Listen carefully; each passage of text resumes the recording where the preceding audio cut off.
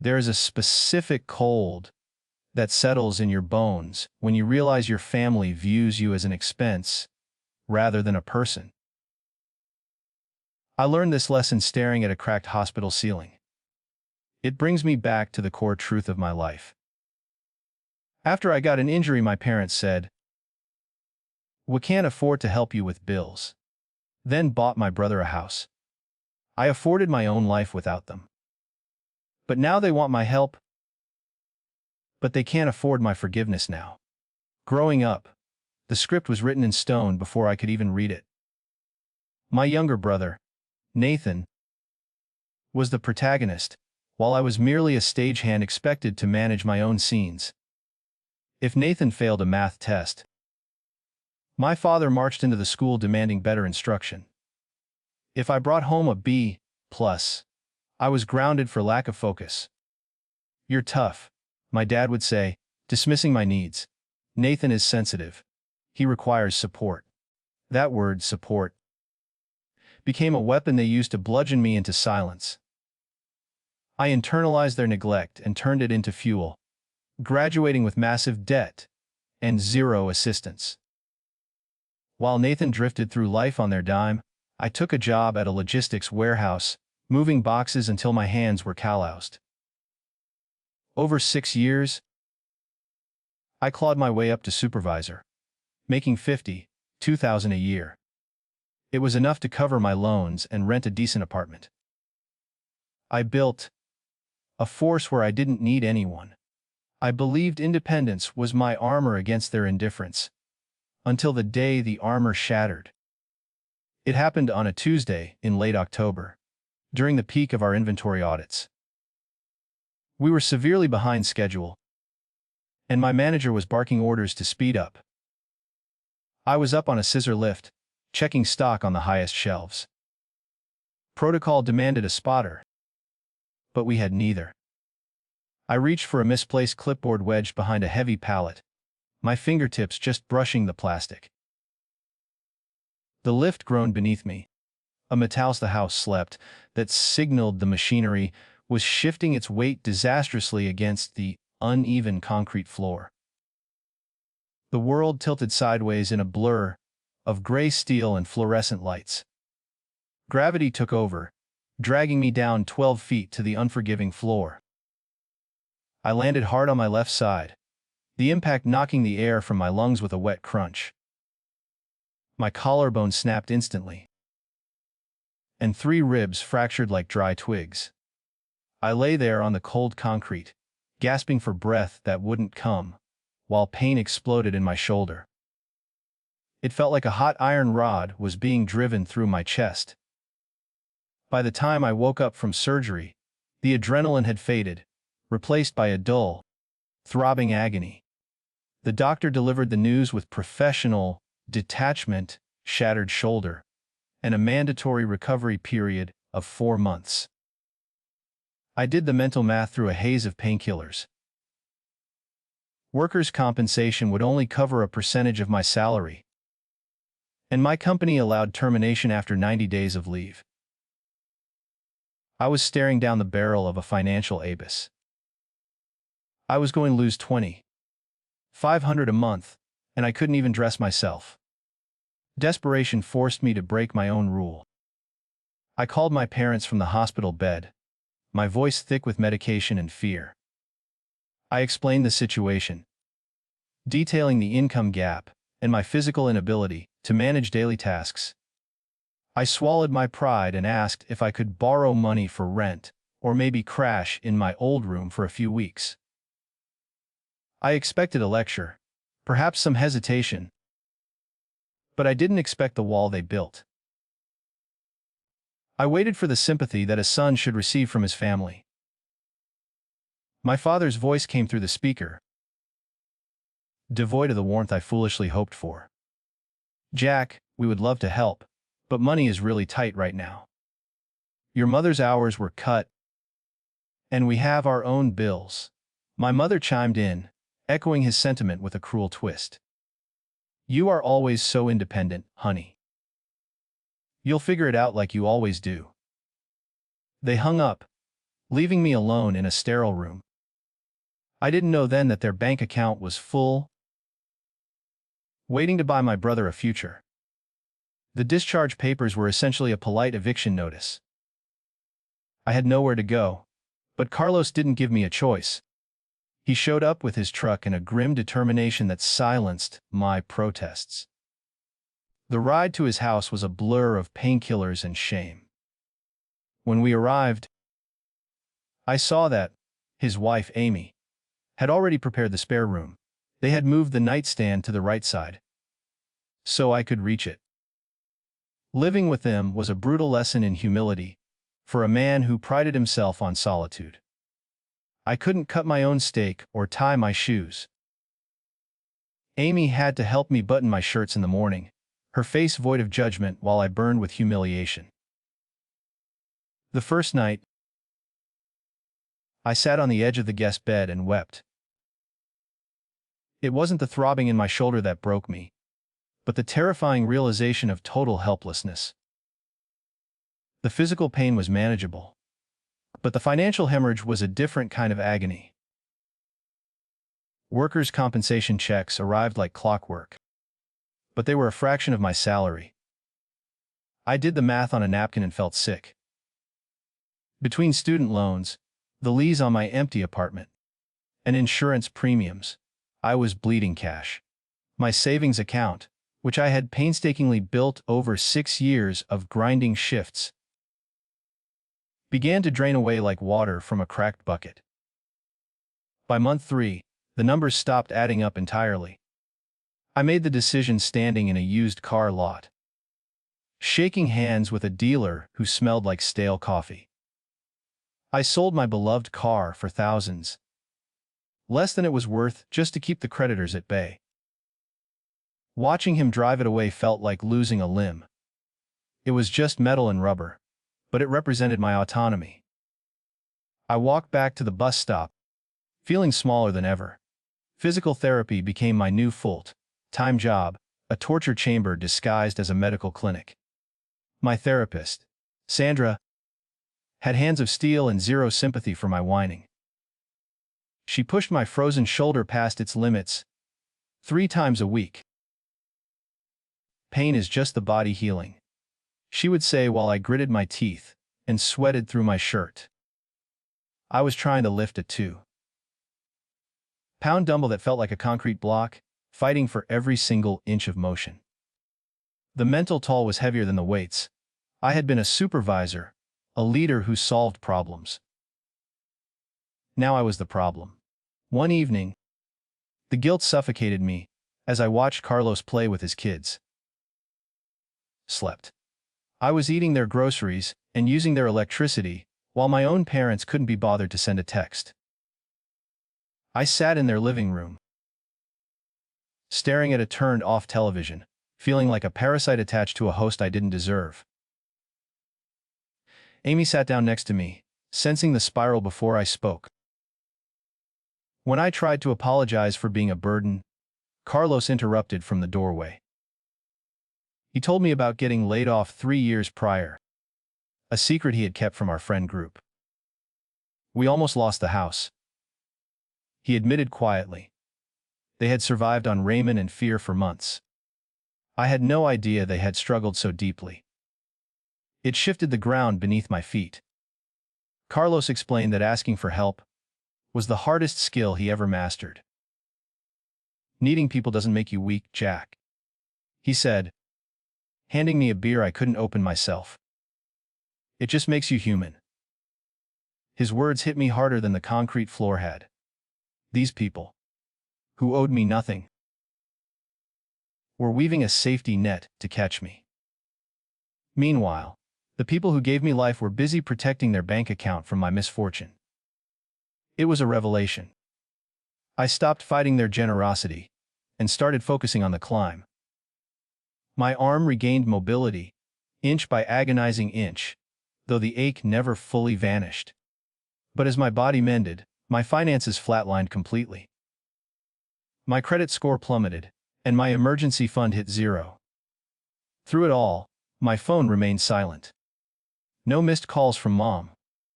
No check-ins from Dad. Just the quiet, crushing confirmation that I was truly on my own, except for the family I had found myself. Walking back into the warehouse felt like stepping into a tomb where I used to be alive. The air still smelled of stale cardboard and diesel fumes. A scent that once meant authority but now signaled defeat. My boss called me into his office, refusing to make eye contact as he shuffled papers on his messy desk. The news was expected but still cut deep. My supervisor position had been filled during my 6-month absence.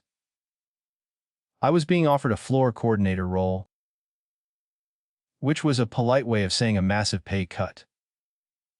The demotion came with a salary drop to $38,000 a year. I signed the paperwork with a pen that felt too heavy in my hand, my signature looking jagged and foreign. Returning to the floor meant watching someone else give the orders I used to give. It meant swallowing a bitter cocktail of pride and necessity every single morning. I needed the health insurance, and I needed the cash flow, even if it barely covered the interest on my maxed-out credit cards. Lunch breaks became a ritual of solitary confinement in my used Honda Civic. I sat in the parking lot, eating cold sandwiches, while scrolling through the digital window into my family's life. Nathan's Instagram was a highlight reel of joy that I wasn't invited to share. I saw photos of Sunday barbecues and weekend trips to the lake. Everyone smiling with teeth that looked too white. They were playing Happy Family, while I was selling my plasma just to keep the lights on. The digital torture continued with random texts from my mother that popped up like unwanted ads. She sent breezy messages about the weather or a neighbor's cat, completely ignoring the crater in our relationship. "Hope you are healing up well," she wrote, adding a heart emoji that felt like a slap. There was never a question about my bills, or if I had enough food to eat. She was rewriting history in real time, pretending that leaving her son to drown was a minor oversight. I stopped responding and started channeling that cold rage into a spreadsheet. Carlos called it a recovery plan, but I named it my revenge budget. I tracked every single cent with the obsession of a forensic accountant hunting for fraud. Rent, utilities, debt minimums, and food were calculated down to the decimal point. If a purchase didn't keep me alive or get me out of debt, I didn't make it. The anger that used to keep me awake now woke me up before my alarm. The warehouse became my entire world as I volunteered for every overtime shift available. I worked Saturdays and double shifts, pushing my healing body to the absolute brink of collapse. My shoulder ached with a dull, persistent throb that reminded me of the fall, but I welcomed the pain. It was the only thing that felt real. When my coworkers went out for drinks, I stayed behind to organize inventory. Exhaustion was a small price to pay for the freedom I was slowly buying back. Slowly, agonizingly, the red numbers on my screen began to turn black. The first time I paid off a credit card in full, I stared at the confirmation screen for 10 minutes. It wasn't just a financial transaction. It was a reclamation of my soul. I was rebuilding the fortress they had forced me to abandon. But this time the walls were reinforced with steel. I didn't need their help, their pity, or their money. I was proving their tough love theory right. My silence must have finally unsettled them, because the tone of their messages shifted. The casual check-ins morphed into vague guilt trips about family unity and the importance of staying connected. I read them with a detachment that surprised me, feeling like an observer of a stranger's drama. I didn't block them, though part of me wanted to. I needed to see how far they would go to maintain the illusion. I kept the channel open, waiting for the inevitable moment the mask would slip. The invitation arrived in mid-November, disrupting my grind with its cheerful audacity.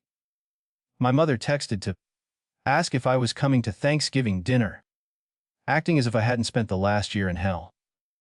"We'll miss you," she added, a lie that almost made me laugh out loud in the quiet break room. I should have said no, but a dark curiosity took hold of me. I wanted to look them in the eye. I typed, "I'll be there," and locked my phone. I pulled my used Honda Civic into the driveway, parking it next to my father's pristine truck. The house looked the same from the street. A suburban monument to middle-class stability. But the moment I stepped through the front door, the smell of money hit me harder than the scent of roasting turkey. The living room had been transformed. Gone was the worn fabric sofa from my childhood, replaced by a massive leather sectional that curled around the room like a dark, expensive snake. A television, the size of a billboard, dominated the wall, broadcasting a football game in high definition. I walked into the kitchen, my boots squeaking on the hardwood, and froze. It wasn't just the furniture. They had gutted the entire space. The old laminate countertops were gone, replaced by gleaming granite that reflected the recessed lighting. Stainless steel appliances hummed with efficiency, and a new backsplash shimmered behind the stove. I stood there, clutching a bottle of cheap wine I had brought, doing the mental math. This renovation cost $20,000, minimum. They had spent a small fortune on aesthetics, while I was selling my possessions to avoid eviction. Nathan was leaning against the new island, wearing a designer hoodie that I knew retailed for $200. He looked healthy, well-fed, and oblivious. "Jack, you made it!"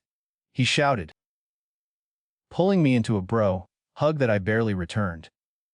He smelled of expensive cologne and entitlement. My father didn't even look up from his recliner, just gave a grunt of acknowledgement towards the door. My mother bustled over, wiping her hands on an apron, acting if the last year of silence hadn't happened. "Dinner is almost ready," she chirped, her smile tight and practiced. We sat down at the dining table, the tension thick enough to cut with the new silverware. I pushed mashed potatoes around my plate, watching them perform their roles. My mother talked about the neighbors, the weather, and the local church gossip, frantically filling the silence to avoid the elephant in the room. No one asked about my injury. No one asked about my job. They treated me like a guest they were obligated to invite, but didn't actually want to know. I felt like a ghost haunting my own life, observing the prosperity I was explicitly excluded from. Midway through the meal, Nathan couldn't contain himself any longer. He dropped his fork and beamed at our parents. "I think I'm going to put an offer in on the Riverside place tomorrow," he announced, his voice vibrating with excitement. My stomach turned over. Riverside was an upscale neighborhood, completely out of the price range for a college dropout bouncing between retail gigs. "It's perfect," he continued. 3 bedrooms, big yard. I've never had a place that was actually mine." My father nodded, finally engaging in the conversation with genuine interest. "It's a great investment, son. The market is only going up. You need to get your foot in the door now." My mother smiled, piling more turkey onto Nathan's plate. "And it's close to us," she added. "We can come over and help you get settled." They were discussing mortgage rates and closing costs, with the casual confidence of people who had never worried about a grocery bill. The disconnect was nauseating. I put my fork down, the metal clinking loudly against the china. "Wait," I said, my voice flat. "You're buying a house in Riverside. How are you affording that?" The table went quiet. Nathan looked at our parents, then back to me, his expression confused. Well, Mom and Dad are helping with the down payment. To keep the monthly payments manageable. He said it so casually, as if receiving five-figure gifts was a standard Tuesday occurrence. How much help? I asked, looking directly at my father. He cleared his throat and took a long sip of water. My mother studied the centerpiece. It was Nathan who answered, blissfully unaware of the grenade he was unpinning. They're giving me $50,000 for the down payment. It gets me a great interest rate. $50,000. The number hung in the air, sucking the oxygen out of the room. They had 50 grand in liquid cash, sitting in a bank account, while I was learning to dress myself with one arm and sleeping in a friend's spare room. You told me money was tight, I whispered, the rage finally breaking through the numbness. When I was in the hospital. When I was broke. My father slammed his hand on the table. That money was saved for Nathan's future. We couldn't just dip into it because you had a setback. You're independent, Jack. Nathan needs the stability. The justification was the final insult. I stood up, my chair scraping violently against the floor. Enjoy the house, I said. And enjoy the silence, because you just bought a lifetime of it from me. I walked out the door and didn't look back. I drove until the suburbs turned into highway, my knuckles white on the steering wheel. The silence in the car wasn't lonely, it was protective, shielding me from the toxicity I had just escaped. I pulled over at a rest stop illuminated by harsh sodium lights and took out my phone. One by one, I blocked them. Mom, Dad, Nathan. Each tap felt like cauterizing a deep, infected wound. I wasn't just blocking numbers. I was sealing off a lifetime of failed expectation and conditional love. I threw the phone onto the passenger seat and breathed. The next 8 months were a blur of fluorescent lights and concrete floors. I threw myself into the warehouse work with a monk, like discipline that terrified my new subordinates. I picked up every weekend shift, turning holidays into double-time paychecks, while others celebrated. My social life evaporated, replaced by the rising balance in my savings account. I lived on rice, beans, and sheer spite. Every dollar saved was a brick in a wall that kept them out. I wasn't just saving money. I was buying my freedom back, hour by exhausting, solitary hour. My fanaticism didn't go unnoticed by the upper management, who valued results over personal balance. By spring, the regional director called me into his glass-walled office, noting my numbers and the way I ran the floor like a military operation. They offered me my old supervisor position back, plus a significant retention bonus. You have grit, Jack, he said, shaking my hand. Most men in your position would have quit. I signed the contract with a steady hand. It was the first time someone had rewarded my resilience, instead of exploiting it. The day I hit send on the final student loan payment, I was sitting in a laundromat watching my work clothes spin. The screen flashed, paid in full, and the knot in my chest that had been there since I was 18 finally unraveled. I was 32 years old, and for the first last time, I owned my own life completely. No interest rates, no creditors, no leverage for anyone to hold over me. I watched a dryer cycle end, the clothes tumbling to a stop. I was clean, in every sense of the word. I moved out of the cramped studio and signed a lease on a 2-bedroom apartment in a quiet complex. It had a balcony overlooking the city and a kitchen with an island that didn't wobble when I leaned on it. I paid the deposit and first month's rent with a cashier's check, feeling the texture of the paper like it was gold leaf. I bought a real mattress, new sheets, and a coffee maker that wasn't from a thrift store. Walking through the empty rooms, my footsteps echoed with possession. This was my sanctuary, built on my terms. My final purchase was the most symbolic reclamation of my independence. I walked into a dealership and pointed at a dark blue sedan with low mileage. The salesman tried to steer me toward the financing desk, talking about monthly payments and extended warranties. I pulled an envelope thick with cash from my jacket pocket and placed it on his desk. The look on his face was priceless. I drove off the lot knowing that no bank and no parent held the title to my mobility. I was the sole driver of my own destiny. With my foundation secure, I finally resurfaced to see the people who actually mattered.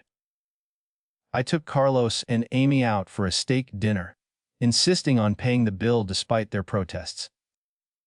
I slid an envelope across the table containing a check for every cent of rent they had refused to charge me during my recovery. Interest included, I said when Carlos tried to push it back. You invested in me when the market crashed.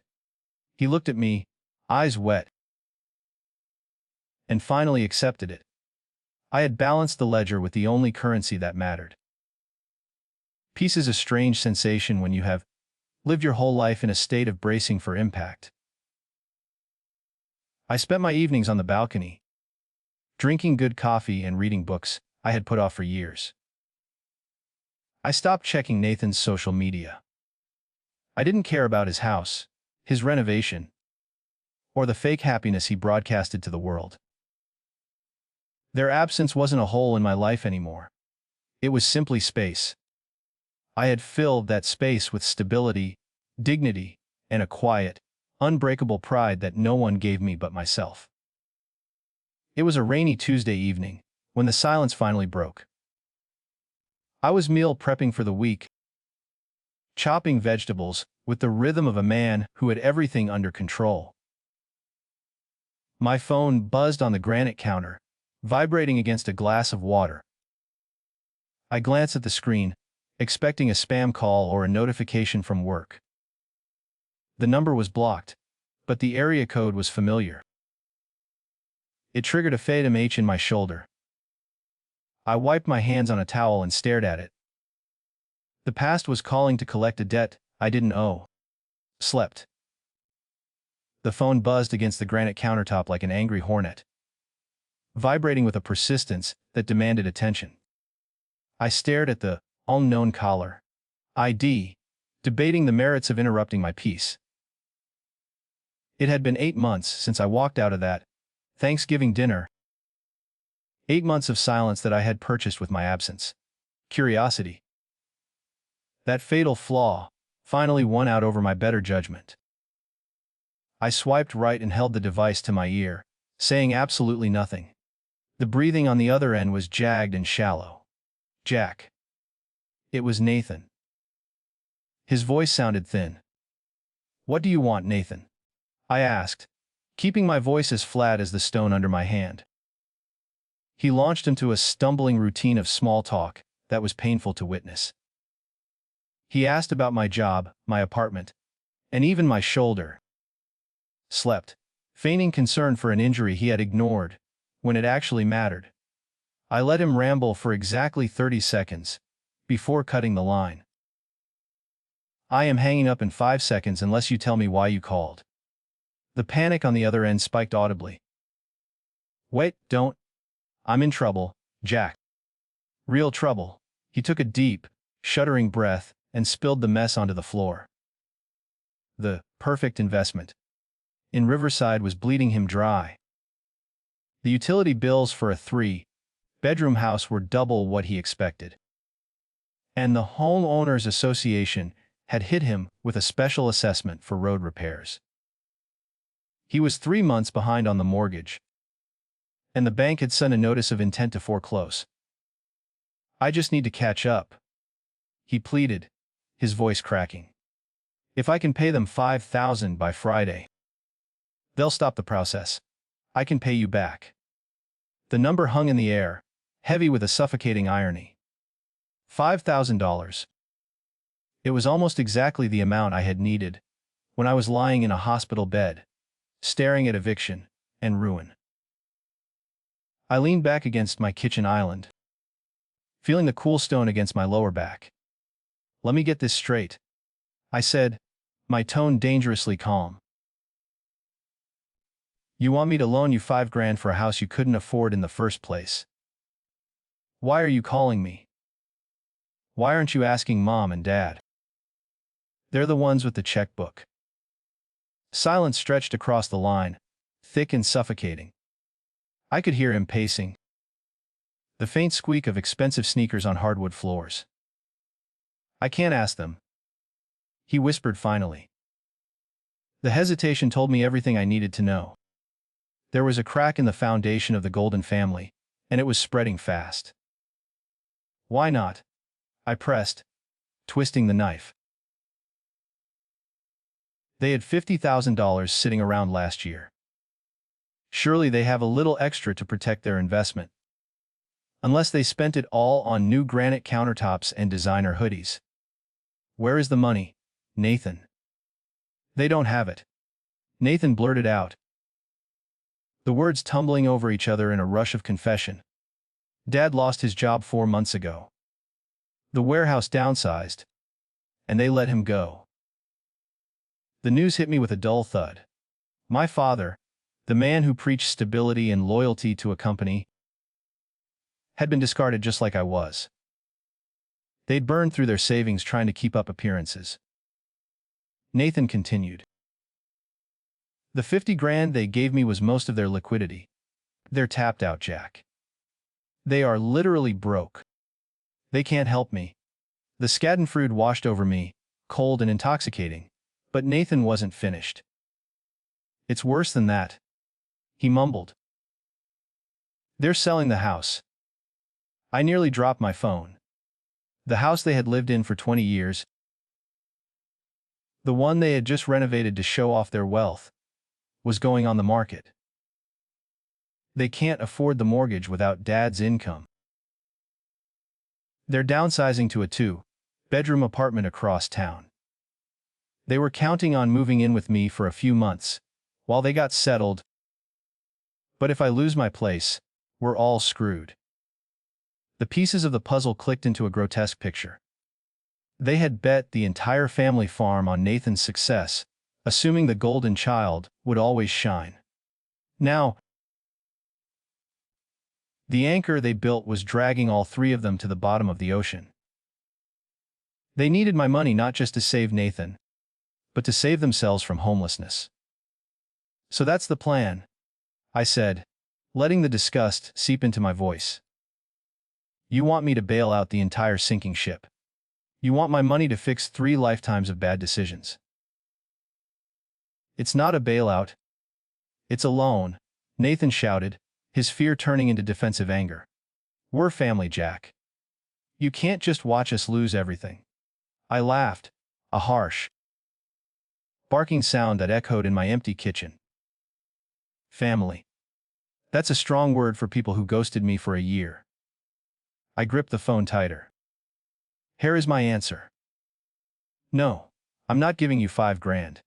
I'm not giving you $5. You watch me sell my car to eat. Now you can sell your house. That's how the real world works." The explosion on the other end was predictable and pathetic. He called me selfish, bitter, and cruel.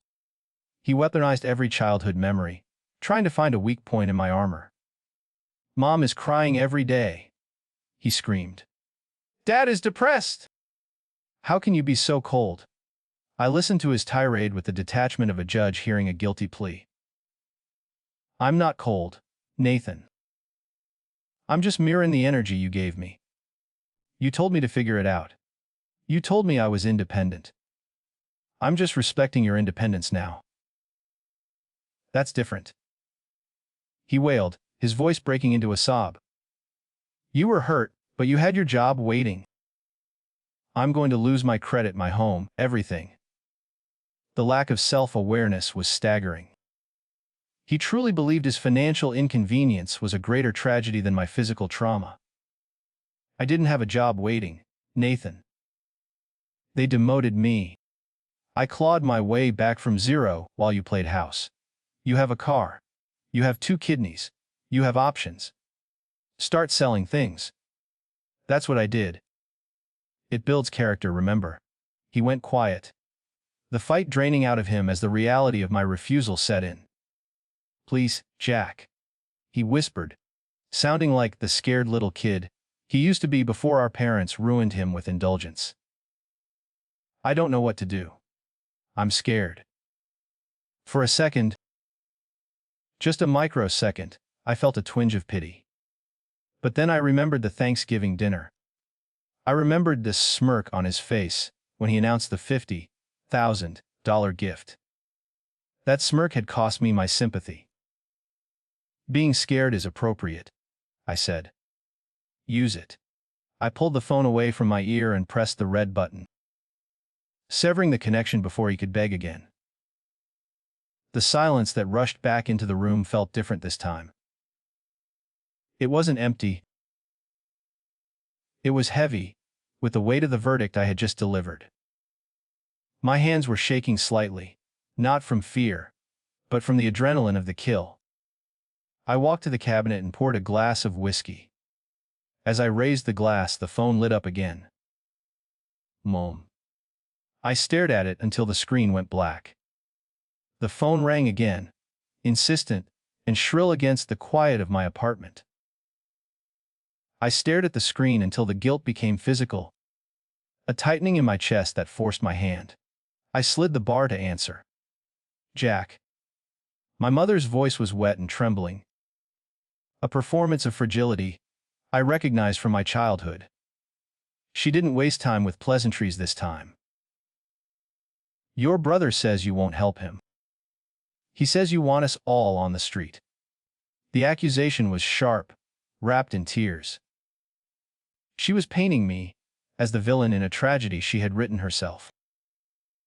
I'm not the one who bought a house I couldn't afford, I replied, leaning against the counter.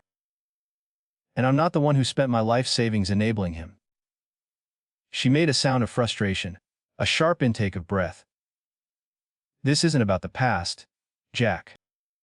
It's about survival. We need to move in with Nathan. If he loses that house, we have nowhere to go. Do you understand? We are losing our home too. The desperation was real now. The safety net they had woven for Nathan was actually their own lifeboat, and it was sinking fast. Slept. Before I could respond to her panic, the phone fumbled. My father's voice boomed through the speaker, replacing her tears with his jagged anger. Listen to me, son. We made decisions based on what we thought was best. You don't get to judge us now because you have a little money in the bank. His tone was commanding, the voice of a warehouse manager disciplining a subordinate. We need $5,000. It is a loan. We will pay you back when the market turns. He was still trying to negotiate from a position of power he no longer held. I walked to the balcony door, looking out at the city lights that I paid for with my own sweat. I do get to judge, I said, my voice steady. I judged you when I was eating ramen with one arm. I judged you when I sold my car. You didn't lend me money when the market was down for me. I gripped the phone tighter. I am not an ATM you can punch a code into when you mess up. You taught me that money is finite. I learned that lesson. My money is finite, and it's staying here. You are ungrateful. Dad spat, the venom clear. We raised you better than this. I laughed, a short, humorless bark. No, you didn't raise me at all.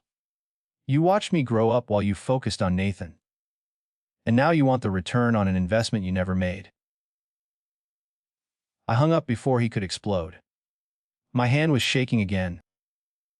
But the silence that followed was heavy with finality. I blocked their numbers again. I thought it was over, but the war was just moving to a new front. The extended family was mobilizing to attack. The assault began 20 minutes later.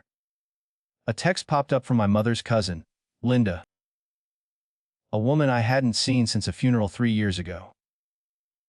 I heard about what you are doing to your parents. It read. They are struggling and need family support. Blood is thicker than water, Jack. It was a coordinated strike. My parents were working the phone tree, spinning a narrative, where I was the monster hoarding gold while they starved. They were weaponizing the very family bonds they had severed when I was the one bleeding on a hospital bed. I stared at the message, the hypocrisy burning a hole in my patience. I didn't ignore it. I wanted them to know exactly where I stood. I typed back with surgical precision. Slept. The full quote is, the blood of the covenant is thicker than the water of the womb. It means chosen relationships are stronger than genetic ones. I hit send, watching the little delivery bubble appear. My chosen family showed up when I broke my ribs. My genetic family bought a vacation home. Do not text me about blood again. She didn't reply. The next morning, my Uncle Gary called. He was the patriarch of the extended clan, a man who prided himself on old-school values. I answered, knowing exactly how this would go. He didn't say hello. Your mother called me in tears, Jack. She says you're refusing to help them when they are about to lose everything. His voice was heavy with judgment, the sound of a gavel coming down. That is not how we do things in this family. We help each other. You need to step up and be a man. With all due respect, Uncle Gary, I said, cutting him off before he could build momentum. Where were you last year? He paused, confused by the pivot. What? I continued, my voice rising. Last year, when I broke my collarbone and lost my income. Where was this family philosophy then? Did Mom call you in tears then? Did anyone offer to help me with rent or medical bills? The line went quiet. I don't recall getting a check from you, Gary. I don't recall a single phone call asking if I had groceries. Gary stammered, caught off guard by the facts. That was different. Your parents said you had it handled. They said you were independent. I leaned my head back against the wall, closing my eyes. Exactly. They told you I was fine so they wouldn't look bad. They let me drown to save face. And now that they are drowning, they want me to be the lifeguard. I opened my eyes. I am following their example, Uncle Gary. I am letting them handle it. They are independent. They will figure it out. They gave you life. Gary muttered, retreating to the last line of defense for bad parents everywhere. You owe them for that. It was such a weak argument that I almost pitied him. They gave me life, and then they told me to finance it myself, I said. The debt is paid. I don't owe them my future just because they mishandled their present. I heard him sigh, a sound of resignation. He knew he couldn't win this logic. You're going to regret this when they're gone, he said softly, then hung up. The silence returned, but the adrenaline left a bitter taste in my mouth. I sat on my couch, looking at the empty apartment that I had fought so hard to secure. For a brief, dangerous moment, I felt a flicker of guilt. They were my parents. They were aging, scared, and facing ruin. I imagined them packing boxes in that house they loved, the shame of downsizing, the fear of the unknown. It would be so easy to write the check. $5,000 was just a number on a screen now. Then I looked at my shoulder. I rotated it, feeling the faint and click of the joint that never healed quite right. I remembered the nights I spent crying in pain while they slept soundly. I remembered the humiliation of asking Carlos to cut my food. That check wouldn't just be money. It would be an admission that their treatment of me was acceptable. It would be a surrender. I pulled out my laptop and opened a blank email. I wasn't going to send them money. I was going to send the truth. I stared at the blinking cursor, the white space of the screen demanding a verdict. I wrote 10 different drafts, some screaming with rage, others cold and legalistic. I deleted them all. The final version wasn't an attack. It was a eulogy for a relationship that died years ago. Mom and Dad. I typed, the keys clacking in the quiet room. I understand you are scared. I was scared too when I couldn't lift my arm. I didn't offer apologies. I simply mirrored their own cold logic back to them. You taught me independence. I wrote, my fingers moving with a steady rhythm. You taught me that resources are for the worthy, and you decided I wasn't. Now, I am respecting your decision to handle your own finances. I didn't mention the $50,000 or the house. I didn't need to. They knew. I hit send before I could second guess the severity of the act. The notification popped up like a digital tombstone. I closed the laptop and felt the heavy, suffocating invisible tether finally snap. 3 months passed before the dust settled enough for the wreckage to become visible. The update came from my aunt, who called not to guilt me, but to inform.